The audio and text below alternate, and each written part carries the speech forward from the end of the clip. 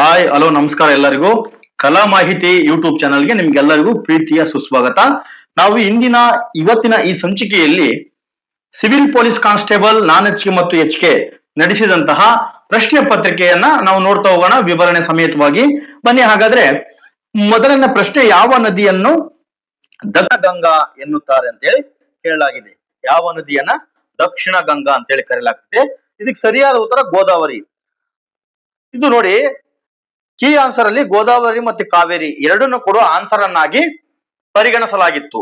ಯಾಕಂದ್ರೆ ದಕ್ಷಿಣ ಗಂಗಾ ಅಂತೇಳಿ ಗೋದಾವರಿಯ ನದಿಯನ್ನ ಕರೆದ್ರೆ ನಾವು ದಕ್ಷಿಣ ಭಾರತದ ಗಂಗೆ ಅಂತೇಳಿ ನಾವು ಕಾವೇರಿ ನದಿಯನ್ನ ಕರಿತೀವಿ.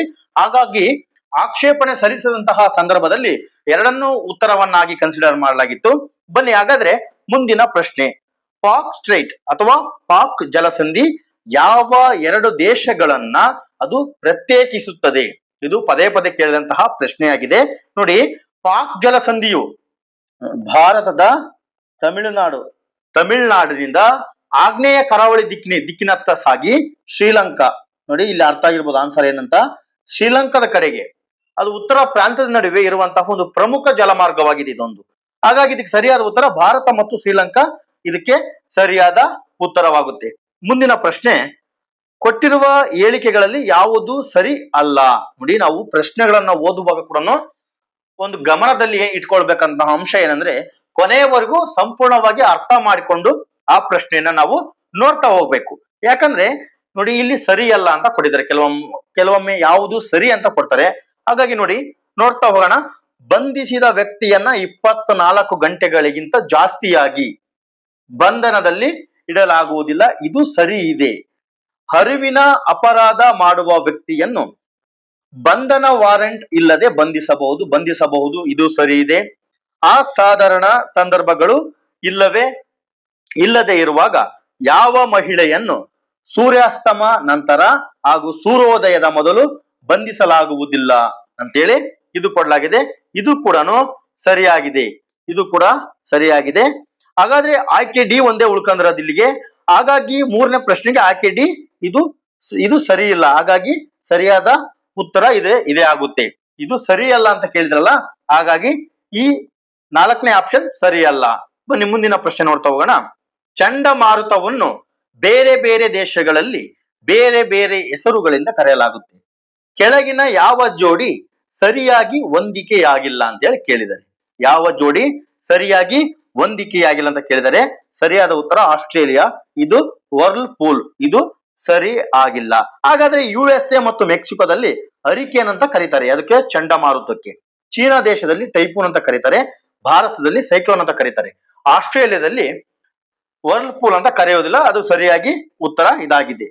ಮುಂದಿನ ಪ್ರಶ್ನೆ, ಹಂಪಿ ಯಾವ ನದಿಯ ದಡದಲ್ಲಿದೆ ಅಂತ ಹೇಳಿ ಕೇಳಲಾಗಿದೆ. ಹಂಪಿ ಯಾವ ನದಿಯ ದಡದಲ್ಲಿದೆ ಅಂತ ಕೇಳಲಾಗಿದೆ. ನಿಮಗೆಲ್ಲ ಗೊತ್ತಿರುವಂತಹ ವಿಚಾರನೆ, ತುಂಗಭದ್ರಾ ನದಿಯ ದಡದಲ್ಲಿದೆ. ಹಾಗಾದ್ರೆ ಸರ್, ತುಂಗಭದ್ರಾ ಕೃಷ್ಣ ನದಿಯ ಉಪನದಿಯಾಗಿದೆ. ತುಂಗಭದ್ರಾ ಕೃಷ್ಣ ನದಿಯ ಉಪನದಿ ಆಗಿದೆ. ಮುಂದಿನ ಪ್ರಶ್ನೆ ನೋಡ್ತಾ ಹೋಗೋಣ. ಭಾರತ ಸಂವಿಧಾನದ ಯಾವ ಶೆಡ್ಯೂಲ್ ನಲ್ಲಿ ಆಂಟಿ ಡಿಫೆಕ್ಷನ್ ಕಾನೂನು ಇದೆ? ಆಂಟಿ ಡಿಫೆಕ್ಷನ್ ಕಾನೂನು ಇದೆ ಅಂತ ಕೇಳಲಾಗಿದೆ. 6ನೇ ಪ್ರಶ್ನೆಗೆ ಏನ್ ಸರ್ ಆಂಟಿ ಡಿಫೆಕ್ಷನ್ ಲಾ ಅಂತ ನೋಡೋದಾದ್ರೆ ಪಕ್ಷಾಂತರ ನಿಷೇಧ ಕಾನೂನು.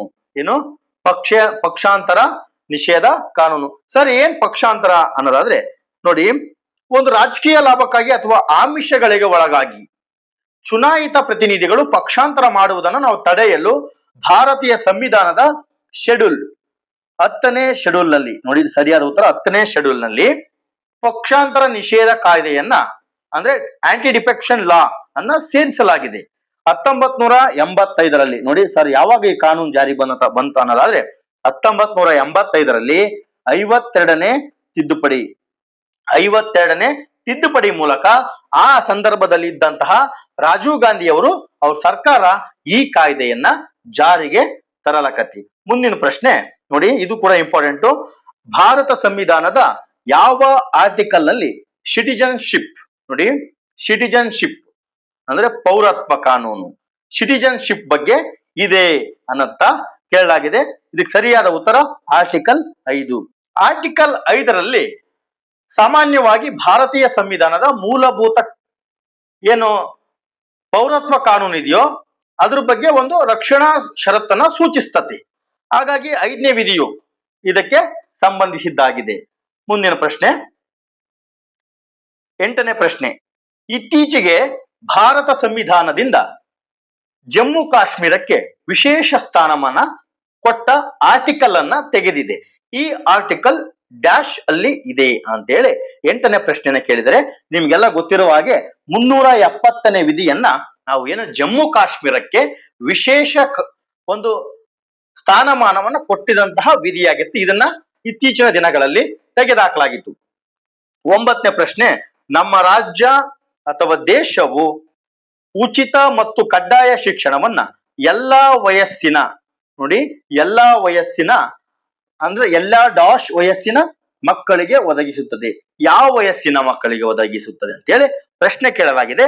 6ರಿಂದ 14 ವರ್ಷದ ವಯಸ್ಸಿನ ಮಕ್ಕಳಿಗೆ ಇದನ್ನ ಪ್ರತಿಯೊಬ್ಬರಿಗೂ ಉಚಿತವಾಗಿ ಮತ್ತು ಕಡ್ಡಾಯವಾಗಿ ಪ್ರಾಥಮಿಕ ಶಿಕ್ಷಣವನ್ನ ಒದಗಿಸುವುದಾಗಿದೆ. ಇದನ್ನು ಭಾರತ ಸಂವಿಧಾನದ 21A, ಸರಿಯಾಗಿ ನೆನಪಿರ್ಲಿ, 21A ಕಲಮಿನಡಿ ಮೂಲಭೂತ ಹಕ್ಕಾಗಿ ಜಾರಿಗೊಳಿಸಲಾಗಿದೆ. ಮೂಲಭೂತ ಹಕ್ಕಾಗಿ ಜಾರಿಗೊಳಿಸಲಾಗಿದೆ. ಬನ್ನಿ ಮುಂದಿನ ಪ್ರಶ್ನೆ ನೋಡೋಣ. ಕೆಳಗಿನ ಯಾವುದು ಸಂವಿಧಾನದಲ್ಲಿ ಉಲ್ಲೇಖಿಸಿದ ಮೂಲಭೂತ ಕರ್ತವ್ಯಗಳಲ್ಲಿ ಒಂದು ಆಗಿರುವುದಿಲ್ಲ, ಒಂದಲ್ಲ ಅಂತ ಹೇಳಿ ಕೇಳಿದರೆ, ನೋಡಿ ಸಾರ್ವಜನಿಕ ಆಸ್ತಿಯನ್ನು ರಕ್ಷಿಸುವುದು ಮತ್ತು ಹಿಂಸೆಯನ್ನು ತಪ್ಪಿಸುವುದು ಇದು ಸರಿಯಾಗಿದೆ.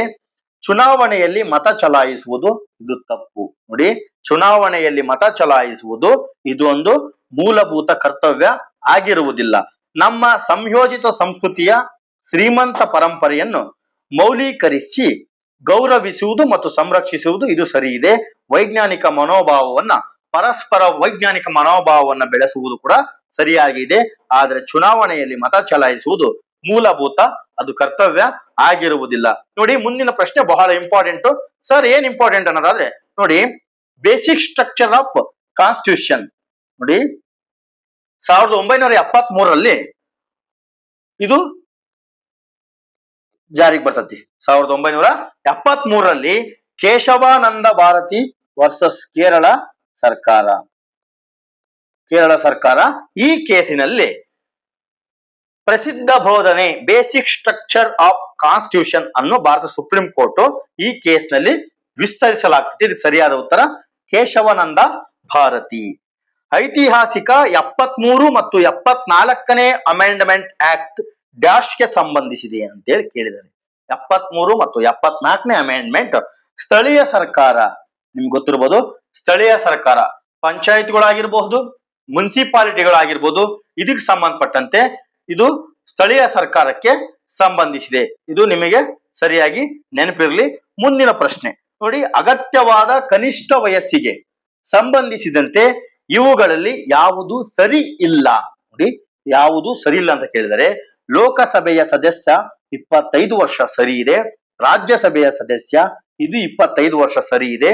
ಭಾರತದ ಉಪರಾಷ್ಟ್ರಪತಿ 35 ವರ್ಷ, ಇಲ್ಲಿ 30 ವರ್ಷ ಅಂತ ಕೊಟ್ಟಿದ್ದಾರೆ, ತಪ್ಪಿದೆ. ಹಾಗಾದ್ರೆ ಸರಿಯಾದ ಉತ್ತರ ಆಯ್ಕೆ ಸಿ, ಭಾರತದ ರಾಷ್ಟ್ರಪತಿ 35 ವರ್ಷ, ಇದು ಸರಿ ಇದೆ. ಮುಂದಿನ ಪ್ರಶ್ನೆ ನೋಡ್ತಾ ಹೋಗೋಣ. ಕಾರ್ಯನಿರ್ವಾಹಕ ಅಥವಾ ಇತರ ಯಾವುದೇ ಅಧೀನ ಸಂಸ್ಥೆಗಳು ಕೆಲವು ಕರ್ತವ್ಯಗಳನ್ನು ಅಥವಾ ಕಾರ್ಯಗಳನ್ನು ನಿರ್ವಹಿಸಲು ವಿಫಲವಾದಾಗ ಸುಪ್ರೀಂ ಕೋರ್ಟ್ ಅಥವಾ ಹೈಕೋರ್ಟ್ ಈ ಕಾರ್ಯಗಳನ್ನು ನಿರ್ವಹಿಸಲು ಆದೇಶಿಸುತ್ತದೆ. ಈ ಆದೇಶವನ್ನ ಏನಂತ ಕರೆಯಲಾಗತ್ತೆ ಅಂತ ಹೇಳಿ ಪ್ರಶ್ನೆಯನ್ನ ಕೇಳಲಾಗಿದೆ.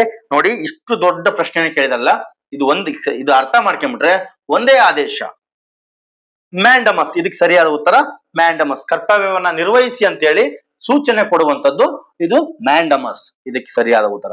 ಹಾಗಾದ್ರೆ ಡಿಮೇಟ್ ಅಕೌಂಟ್ ಅಂದ್ರೆ ಏನು ಅಂತ ಕೇಳಿದರೆ, ಡಿಮೇಟ್ ಅಕೌಂಟ್ ಎಂದರೆ ಏನು ಅಂತೇಳಿ 15ನೇ ಪ್ರಶ್ನೆಯನ್ನ ಕೇಳಲಾಗಿದೆ. ನೋಡಿ ಷೇರುಗಳ ಖರೀದಿ ಮತ್ತು ಹಾಗೂ ಮಾರಾಟಕ್ಕಾಗಿ ಷೇರುದಾರರು ಈ ಖಾತೆಯನ್ನು ತೆರೆಯಬೇಕು. ನೋಡಿ ಷೇರುಗಳ ಖರೀದಿ ಮತ್ತು ಮಾರಾಟ ಅದಕ್ಕೆ ಸಂಬಂಧಪಟ್ಟಂತಹ ಅಕೌಂಟ್ಗೆ ನಾವು ಡಿಮೇಟ್ ಅಕೌಂಟ್ ಅಂತ ಕರೆಯಲಾಗತ್ತೆ. ಮುಂದಿನ ಪ್ರಶ್ನೆ, ಭಾರತದ ಹೊರಗೆ ವಿತರಿಸಲಾದ ಆದರೆ ಭಾರತೀಯ ರೂಪಾಯಿಗಳಲ್ಲಿ ನಿಗದಿಪಡಿಸಿದ ಬಾಂಡ್ಸ್ ಗಳನ್ನ ಡ್ಯಾಶ್ ಎಂದು ಕರೆಯಲಾಗುತ್ತದೆ ಅಂತೇಳಿ ಕೇಳಿದರೆ ಸರಿಯಾದ ಉತ್ತರ ಆಯ್ಕೆ ಸಿ, ಮಸಾಲಾ ಬಾಂಡ್ಸ್ ಅಂತ ಹೇಳಿ ಕರೆಯಲಾಗತ್ತೆ. 17ನೇ ಪ್ರಶ್ನೆ, ಇದು ಪದೇ ಪದೇ ರಿಪೀಟ್ ಆಗಿರುವಂತಹ ಪ್ರಶ್ನೆಯಾಗಿದೆ. ಭಾರತ ಸಂವಿಧಾನದಲ್ಲಿ ಯಾವ ಆರ್ಟಿಕಲ್ ಅಸ್ಪೃಶ್ಯತೆ ನಿರ್ಮೂಲನೆಗೆ ಸಂಬಂಧಿಸಿದೆ ಅಂತ ಹೇಳಿ ಕೇಳಲಾಗಿದೆ.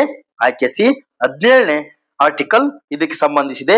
ಮುಂದಿನ ಪ್ರಶ್ನೆ, ಸರ್ಕಾರಿಯ ಕಮಿಷನ್ ನೋಡಿ, ಸರ್ಕಾರಿಯ ಕಮಿಷನ್ ಅಥವಾ ಸರ್ಕಾರಿಯ ಆಯೋಗ ಡ್ಯಾಶ್ಗೆ ಸಂಬಂಧಿಸಿದೆ ಅಂತ ಹೇಳಿ ಕೇಳಿದರೆ, ಭಾರತದಲ್ಲಿ ಕೇಂದ್ರ ಮತ್ತು ರಾಜ್ಯಗಳ ಸಂಬಂಧಗಳು, ಭಾರತದಲ್ಲಿ ಕೇಂದ್ರ ಮತ್ತು ರಾಜ್ಯ ಸರ್ಕಾರಗಳ ನಡುವಿನ ಸಂಬಂಧಗಳನ್ನು ಮತ್ತು ಅಧಿಕಾರ ಸಮತೋಲನವನ್ನ ಪರಿಶೀಲಿಸಲು 1983ರಲ್ಲಿ ಭಾರತ ಸರ್ಕಾರದಿಂದ ರಚಿಸಲ್ಪಟ್ಟ ಒಂದು ಪ್ರಮುಖ ಆಯೋಗ ಇದಾಗಿದೆ. ಇದಕ್ಕೆ ನೇತೃತ್ವ ವಹಿಸಿದಂತರು RS ಸರ್ಕಾರಿಯ, ಅವರ ಹೆಸರಿನಲ್ಲೇ ಇದು ಮುಂದುವರಿಸಲಾಯಿತು. 19ನೇ ಪ್ರಶ್ನೆ, ಹಣಕಾಸು ವಲಯದಲ್ಲಿ NPA ಮತ್ತು ಸ್ಟ್ರೆಸ್ಡ್ ಅಸೆಟ್ಸ್ ಡ್ಯಾಶ್ ಅನ್ನ ಸೂಚಿಸುತ್ತದೆ ಅಂತ ಹೇಳಿ ಕೇಳಿದರೆ, ನೋಡಿ ಎಕನಾಮಿಕ್ಸ್ ಸಂಬಂಧಪಟ್ಟಂತಹ ಪ್ರಶ್ನೆ. ಬ್ಯಾಂಕುಗಳು ಇದಕ್ಕೆ ಸರಿಯಾದ ಉತ್ತರ. 19ನೇ ಪ್ರಶ್ನೆಗೆ ಸರಿಯಾದ ಉತ್ತರ ಬ್ಯಾಂಕುಗಳು. ನೋಡಿ ಬ್ಯಾಂಕುಗಳು ಇದಕ್ಕೆ ಸರಿಯಾದ ಉತ್ತರ. ಮುಂದಿನ ಪ್ರಶ್ನೆ ನೋಡೋಣ. ಮೀನಾಮಾಟ ರೋಗ ಮೀನಾಮಾಟ ರೋಗ ಯಾವ ಲೋಹದಿಂದ ಬರುತ್ತದೆ ಅಂತೇಳಿ ಕೇಳಲಾಗಿದೆ. 21ನೇ ಪ್ರಶ್ನೆ, ಮೀನಾಮಾಟ ರೋಗ ನೋಡಿ, ಈ ರೋಗ ಕೈಗಾರಿಕಾ ಮಾಲಿನ್ಯದಿಂದ ನೀರಿನಲ್ಲೇ ಸೇರಿಕೊಳ್ಳುವಂತಹ ಪಾದರಸ. ನೋಡಿ ಸರಿಯಾದ ಉತ್ತರ, ಪಾದರಸದ ತೀವ್ರ ವಿಷತ್ವದಿಂದ ಉಂಟಾಗುವಂತಹ ಗಂಭೀರವಾದ ನರವೈಜ್ಞಾನಿಕ ಕಾಯಿಲೆ ಇದಾಗಿದೆ. ಸರಿಯಾದ ಉತ್ತರ ಪಾದರಸ. ಸರಕು ಮತ್ತು ಸೇವಾ ತೆರಿಗೆಯು ಒಂದು ಡ್ಯಾಶ್, ಇದೇನು? ನೇರ ತೆರಿಗೆನ, ಪರೋಕ್ಷ ತೆರಿಗೆನ, ಆದಾಯ ತೆರಿಗೆನ ಅಥವಾ ಯಾವುದು ಅಲ್ಲ ಅಂತ ಕೇಳಲಾಗಿದೆ. ಇದಕ್ಕೆ ಸರಿಯಾದ ಉತ್ತರ ಪರೋಕ್ಷ ತೆರಿಗೆ. ನೋಡಿ ಸರಕು ಮತ್ತು ಸೇವಾ ತೆರಿಗೆ ಇದೊಂದು ಪರೋಕ್ಷ ತೆರಿಗೆ ಆಗಿರೋದ್ರಿಂದ ಈ ವ್ಯವಹಾರಗಳು ಸರ್ಕಾರದ ಪರವಾಗಿ ಸಂಗ್ರಹವನ್ನ ಮಾಡಲಾಕತಿ. ಮುಂದಿನ ಪ್ರಶ್ನೆ, RBI ಮಾನಿಟರಿ ಪಾಲಿಸಿಯ ಸಂಬಂಧದಲ್ಲಿ CRR ನೋಡಿ, CRR ಏನನ್ನ, ಈ ಪದ ಏನನ್ನ ಸೂಚಿಸುತ್ತದೆ ಅಂತ ಹೇಳಿ ಕೇಳಿದರೆ, ಇದ್ರ ಲಾಂಗ್ ವಿಸ್ತರಣೆಯನ್ನ ನೀವು ತಿಳ್ಕೊಂಡ್ಬಿಟ್ರೆ ಆಗೋಯ್ತು. ನೋಡಿ cash reserve ratio, cash reserve ratio. 23ನೇ ಪ್ರಶ್ನೆಗೆ ಸರಿಯಾದ ಉತ್ತರ ಆಯ್ಕೆ ಎ. ನೋಡಿ ಮುಂದಿನ ಪ್ರಶ್ನೆ, ಮನುಷ್ಯನ ಹೃದಯ ವ್ಯವಸ್ಥೆಯು ಡ್ಯಾಶ್ ವ್ಯವಸ್ಥೆಯ ಒಂದು ಭಾಗವಾಗಿದೆ ಅಂತ ಹೇಳಿ ಕೇಳಲಾಗಿದೆ. ಆಯ್ಕೆ ಸಿ, ಇದೊಂದು ಸಾರಿಗೆ ವ್ಯವಸ್ಥೆಯ ಒಂದು ಭಾಗವಾಗಿದೆ. ನೋಡಿ 25ನೇ ಪ್ರಶ್ನೆ, ಖಾದ್ಯ ಶ್ರೇಣಿ ಫುಡ್ ಚೈನ್ ಅಲ್ಲಿ ಹುಲ್ಲು ತಿನ್ನುವಂತಹ ಪ್ರಾಣಿ ಜಾತಿಯನ್ನ ಡ್ಯಾಶ್ ಎಂದು ಕರೆಯಲಾಗುತ್ತದೆ. ನೋಡಿ ಹುಲ್ಲನ್ನ ತಿನ್ನುವಂತಹ ಒಂದು ಪ್ರಾಣಿಯನ್ನ ಯಾವ ಅಂಶದಲ್ಲಿ ನಾವು ಪರಿಗಣಿಸಲಾಗುತ್ತವೆ ಅಂತೇಳಿ 25ನೇ ಪ್ರಶ್ನೆನ ಕೇಳಿದರೆ, ಇದು ಪ್ರಾಥಮಿಕ ಗ್ರಾಹಕರು, ಇದೊಂದು ಪ್ರೈಮರಿ ಗ್ರಾಹಕರು ಅಂತೇಳಿ ಕರೆಯಲಾಗತ್ತೆ. ಯಾವ ಬ್ಲಡ್ ಗ್ರೂಪ್ ಅನ್ನ ಯೂನಿವರ್ಸಲ್ ಡೋನರ್ ಅಂತೇಳಿ ಕರೆಯಲಾಗತ್ತೆ ಅಂತೇಳಿ ಪ್ರಶ್ನೆನ ಕೇಳಿದರೆ, ಯಾವ ಬ್ಲಡ್ ಗ್ರೂಪ್ ಅನ್ನ ಯೂನಿವರ್ಸಲ್ ಅಂತ ಹೇಳಿ ಕರೀತಾರೆ ಅಂದ್ರೆ O ನೆಗೆಟಿವ್. ನೋಡಿ ಇಷ್ಟಿಸ ಬರೀ O ಅಷ್ಟೇ ಕೊಡ್ತಿದ್ರು, ಇಲ್ಲಿ O ನೆಗೆಟಿವ್ ಇದು ಯೂನಿವರ್ಸಲ್ ಡೋನರ್. ಹಾಗಾದ್ರೆ AB ನೆಗೆಟಿವ್ ಏನಿದೆಯೋ ಯೂನಿವರ್ಸಲ್ ರಿಸೀವರ್ ಇದು ಒಂದು. ಹಾಗಾದ್ರೆ 27ನೇ ಪ್ರಶ್ನೆ, ಕೆಳಗಿನ ಯಾವುದು ನವೀಕರಿಸಲಾಗದ ಶಕ್ತಿಯ ಮೂಲ ಅಂದ್ರೆ ನಾನ್ ರಿನ್ಯೂವಬಲ್ ಸೋರ್ಸ್ ಆಫ್ ಎನರ್ಜಿ ಅಂತೇಳಿ ಕೇಳಲಾಗಿದೆ. 27ನೇ ಪ್ರಶ್ನೆ, ಕಲ್ಲಿದ್ದಲು ಇದು ಒಂದು ನವೀಕರಿಸಲಾಗದಂತಹ ಒಂದು ನಾನ್ ರಿನ್ಯೂವಬಲ್ ಶಕ್ತಿಯಾಗಿದೆ. ಸೌರಶಕ್ತಿ ಅಂದ್ರೆ solar energy, wind energy, tidal ಎನರ್ಜಿಯು ಕೂಡ, ಇವು ಮೂರು ಕೂಡ ನವೀಕರಿಸಬಹುದಾದಂತಹ ಒಂದು ಶಕ್ತಿಯ ಮೂಲವಾಗಿದೆ. ಸಕ್ಕರೆಯನ್ನು ಆಲ್ಕೋಹಾಲ್ ಆಗಿ ಪರಿವರ್ತಿಸುವ ಪ್ರಕ್ರಿಯೆಯನ್ನ ಡ್ಯಾಶ್ ಅಂತೇಳಿ ಕರೆಯಲಾಗುತ್ತೆ ಅಂತೇಳಿ 28ನೇ ಪ್ರಶ್ನೆ ಕೇಳಿದರೆ, ಫರ್ಮೆಂಟೇಶನ್ ನೋಡಿ ನೆನ್ಪಿಡ್ಕೋಬೇಕು, ಇದನ್ನ ಒಂದು ನೋಟ್ಸ್ ಮಾಡಿ ಕೇಳ್ರಿ. ಇಂತ ಟಫ್ ಇರೋಂತಹ ಪ್ರಶ್ನೆನ ಒಂದು ನೋಟ್ಸ್ ಮಾಡಿ ಕೇಳ್ತಾ ಹೋಗಿ. ಸಕ್ಕರೆಯನ್ನು ಆಲ್ಕೋಹಾಲ್ ಆಗಿ ಪರಿವರ್ತಿಸುವ ಪ್ರಕ್ರಿಯೆಯನ್ನ ಫರ್ಮೆಂಟೇಶನ್ ಅಂತೇಳಿ ಕರೆಯಲಾಗುತ್ತೆ. 29ನೇ ಪ್ರಶ್ನೆ, ಸಸ್ಯದ ಅಭಿವೃದ್ಧಿ, ಬೆಳವಣಿಗೆಗೆ ಮತ್ತು ಯೋಗಕ್ಷೇಮಕ್ಕೆ ಅಗತ್ಯವಾದ ಸೂಕ್ಷ್ಮ ಪೋಷಕಾಂಶವೆಂದರೆ ಯಾವುದು ಅಂತೇಳಿ ಕೇಳಿದರೆ, ಇಲ್ಲೇ ನಿಮಗೆ ಗೊತ್ತಿರಬೇಕು, ಕ್ಲೋರಿನ್ ಎಂಬ ಅಂಶ ಏನಿದೆಯೋ ಇದು ಎಲ್ಲಾ ಯೋಗಕ್ಷೇಮ ಆಗಿರ್ಬೋದು, ಬೆಳವಣಿಗೆ ಮತ್ತು ಪೋಷಣೆಗೆ ಇದು ಮುಖ್ಯ ಮೂಲವಾದಂತಹ ಒಂದು ಅಂಶವಾಗಿದೆ. ಹಾಗಾಗಿ ಸರಿಯಾದ ಉತ್ತರ ಕ್ಲೋರಿನ್.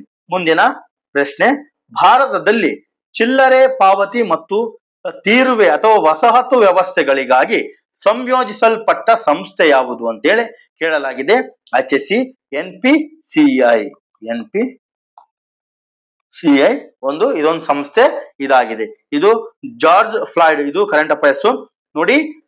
ಕೆಳಗೆ ಕೊಟ್ಟಿರುವ ಜಿಲ್ಲೆಗಳಲ್ಲಿ ಅತ್ಯಂತ ದೊಡ್ಡ ಸೋಲಾರ್ ಪವರ್ ಪಾರ್ಕ್ ಯಾವ ಜಿಲ್ಲೆಯಲ್ಲಿದೆ ಅಂತೇಳಿ ಕೇಳಲಾಗಿದೆ. ನೋಡಿ, ಯಾವ ಜಿಲ್ಲೆಯಲ್ಲಿ ಕಂಡು ಬರ್ತದೆ ಅಂತೇಳಿ 37ನೇ ಪ್ರಶ್ನೆ ಕೇಳಿದರೆ ತುಮಕೂರು ಜಿಲ್ಲೆ ಪಾವಗಡದಲ್ಲಿ ಇದು ಕಂಡು ಬರ್ತದೆ. ಮುಂದಿನ ಪ್ರಶ್ನೆ ವಿಟಮಿನ್ ಬಗ್ಗೆ ಕೇಳಲಾಗಿದೆ. ಕೆಳಗಿನ ಯಾವ ಜೋಡಿ ಸರಿಯಾಗಿ ಹೊಂದಾಣಿಕೆ ಆಗಿಲ್ಲ ಅಂತ ಕೇಳಿದರೆ ವಿಟಮಿನ್ ಸಿ ಸ್ಕರ್ವಿ, ಇದು ಸರಿ ಇದೆ. ವಿಟಮಿನ್ ಎ ರಾತ್ರಿ ಕುರುಡುತನ, ಇದು ಸರಿ ಇದೆ. ವಿಟಮಿನ್ B1 ಬೆರಿ ಇದು ಸರಿ ಇದೆ. ವಿಟಮಿನ್ ಡಿ ತಪ್ಪಾಗಿದೆ, ಪೆಲಗ್ರಾ ಅಲ್ಲ, ಇದು ಒಂದು ಕ್ಯಾಲ್ಸಿಫೆರಾಲ್ ಅದಕ್ಕೆ ಸಂಬಂಧಪಟ್ಟಂತಹ ಅಂಶ ಆಗಿದೆ. ಇದು ಸರಿಯಾದ ಉತ್ತರ ಸಿ. ನೋಡಿ, ಮುಂದಿನ ಪ್ರಶ್ನೆ ವಾಹನಗಳಲ್ಲಿ ಅಡ್ಡ ನೋಟ ಮತ್ತು ಇಂದಿನ ನೋಟಗಳಿಗೆ ಉಪಯೋಗಿಸುವ ಕನ್ನಡಿ ಯಾವುದಂದ್ರೆ ಕಾನ್ವೆಕ್ಸ್ ಮಿರರ್. ನೋಡಿ, ಕಾನ್ವೆಕ್ಸ್ ಮಿರರ್ ಅನ್ನ ವಾಹನದ ಅಡ್ಡ ನೋಟ ಮತ್ತು ಇಂದಿನ ನೋಟಗಳಿಗೆ ಸಂಬಂಧಿಸಿದೆ. ಮುಂದಿನ ಪ್ರಶ್ನೆ ಮತ್ತು ಕೊನೆಯ ಪ್ರಶ್ನೆ ಮುಂದಿನ ಭಾಗದಲ್ಲಿ, ಇದು ವಿಡಿಯೋ ಲೆಂತ್ ಆಗುತ್ತೆ. ಮುಂದಿನ ಪ್ರಶ್ನೆ ನಾವು ನೋಡೋಣ. ನೋಡಿ, ಕೆಳಗಿನ ಯಾವುದು ವೈರಸ್ ನಿಂದ ಆಗುವ ರೋಗ ಅಲ್ಲ ಅಂತೇಳಿ 35ನೇ ಪ್ರಶ್ನೆನ ಕೇಳಿದರೆ ಟೈಫಾಯ್ಡ್ ಇದು ಬ್ಯಾಕ್ಟೀರಿಯಾದಿಂದ ಬರುವಂತಹ ಒಂದು ರೋಗವಾಗಿದೆ. ಹಾಗಾಗಿ ಇದಕ್ಕೆ ಸರಿಯಾದ ಉತ್ತರ ಟೈಫಾಯ್ಡ್. ಇಲ್ಲಿಗೆ ಈ ಸಂಚಿಕೆಯನ್ನ ಮುಕ್ತಾಯಗೊಳಿಸೋಣ. ಮುಂದಿನ ಸಂಚಿಕೆಯಲ್ಲಿ ಸಿಗೋಣ. ಇದೇ ಪ್ರಶ್ನೆ ಪತ್ರಿಕೆಗಳನ್ನ ಮುಂದುವರಿಸ್ತಾ ಹೋಗೋಣ. ಎಲ್ಲರಿಗೂ ಧನ್ಯವಾದಗಳು. ನಮಸ್ಕಾರ.